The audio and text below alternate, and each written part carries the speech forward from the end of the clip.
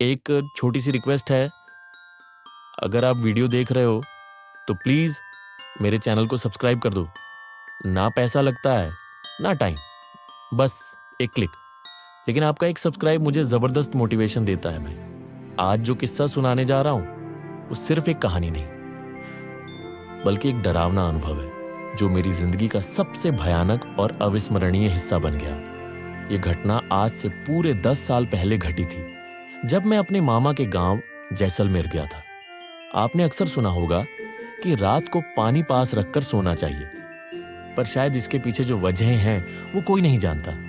मेरी यह कहानी पानी के इर्द गिर्द ही घूमती है, लेकिन इसमें सिर्फ प्यास नहीं, एक बद्दुआ, एक आत्मा और एक अनकही दहशत छुपी है। शुरुआत सूखे की जमीन पर कदम जैसलमेर पहुंचा तो वहां का मंजर देख मेरा दिल दहल गया।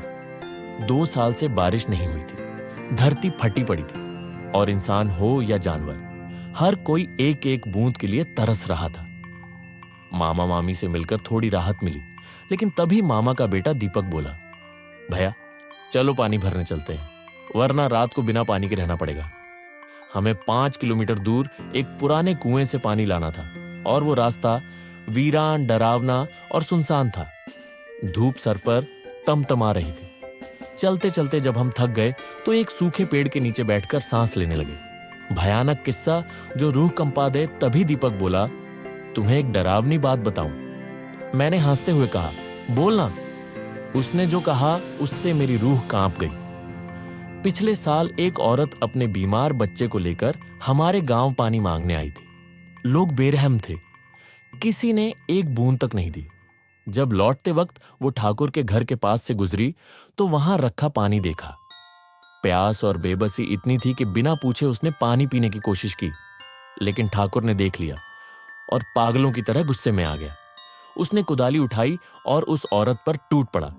उस औरत ने बचने की बहुत कोशिश की, लेकिन वो फिसल गई। ठाकुर ने उसकी बेरहमी से हत्या कर दी। अगली सुबह वो मासूम बच्चा भी प्यास से मर गया।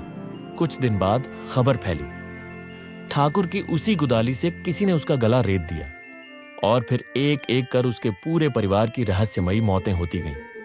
सबने कहा वो औरत की आत्मा लौट आई थी बदले के लिए। उस पल एक सन्नाटा सा फैल गया, हवाएं रुक गईं जैसे। मैंने हंसकर बात टाल दी, लेकिन दिल में डर घर कर चुका था। भूले नहीं, लौट आया वो बच्चा। पानी भरकर हम गांव लौटे।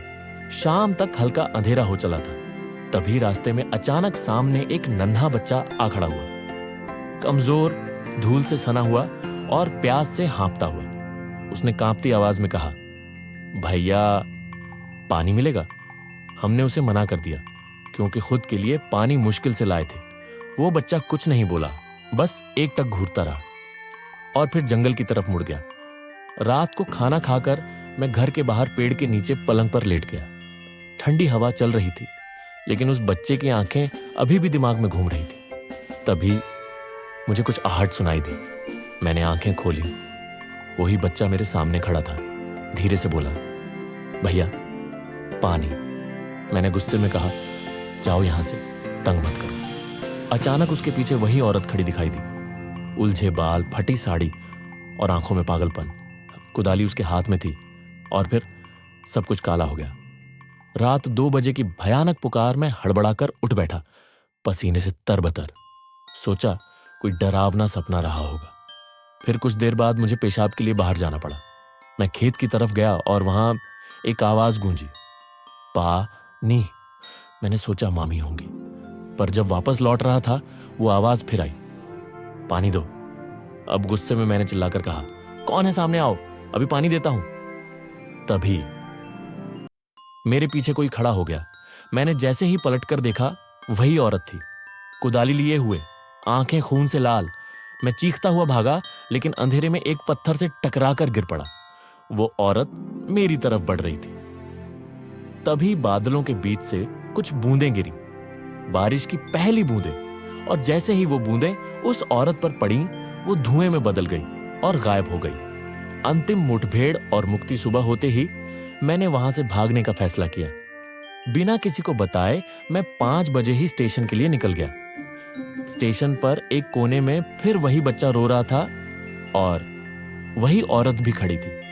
इस बार डरने के बजाय मैंने बोतल से उन्हें पानी दे दिया और जैसे ही पानी उनके होठों से लगा, उनके चेहरे पर शांति आ गई और फिर दोनों धुएं में बदलकर हवा में विलीन हो गए। मैं स्तब्ध रह गया। रेल आई और मैं अपने घर मकराना लौट आया। सबक उस दिन के बाद से आज तक मैं रात को हमेशा पानी अपने पास रखकर सोता हूं। न जाने कौन प्यासा आत्मा कब आ जाए। क्या आपने कभी सोचा है क्या है कि जो प्यासे हैं वो सिर्फ बस जिंदा लोग नहीं होते? आपको ये कहानी कैसी लगी? डर लगा या नहीं? कमेंट करके जरूर बताना। अगली बार और भी सच्ची भयानक कहानियां लेकर आऊंगा।